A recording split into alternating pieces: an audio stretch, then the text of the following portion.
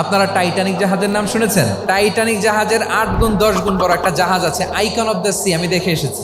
Royal Caribbean দেখে এসেছি। সাগরের সামনে জেটিতে যখন দাঁড়ালাম, জাহাজটা যখন যায়, আমার মনে হচ্ছে একটা শহর, পুরো একটা শহর মনে হয় পানির উপর দিয়ে ভেসে যাচ্ছে। পড়েন সুবহানাল্লাহ। এই যে আইকন অফ দ্য সি, এই জাহাজটা, এটার ভেতরে স্টেডিয়াম আছে, সুইমিং পুল আছে, রেস্টুরেন্ট আছে, 3000 4000 রুম বিশিষ্ট, কক্ষ বিশিষ্ট হোটেল আছে।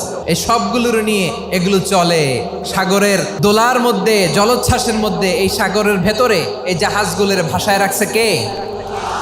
এই যে বাংলাদেশে যে গাড়িগুলো চালান, বেশিরভাগ গাড়ি আসে কিন্তু জাপান থেকে। হাজার হাজার গাড়ি একটা জাহাজ বহন করতে পারে। সূরাত বানী ইসরাইলের এই চমৎকার আয়াতের ভেতরে আল্লাহ তাআলা বেসিকলি মানব জাতির প্রতি তার 4টি স্পেশাল অনুগ্রহের কথা বলেছেন। 2 নম্বর অংশে আল্লাহ তাআলা বললেন, ওয়া হামালনাহুম ফিল বাররি ওয়াল বাহর, স্থলে এবং সমুদ্রে আমি তাদের জন্য চলাচলের বাহন দিয়েছি। সুবহানাল্লাহ।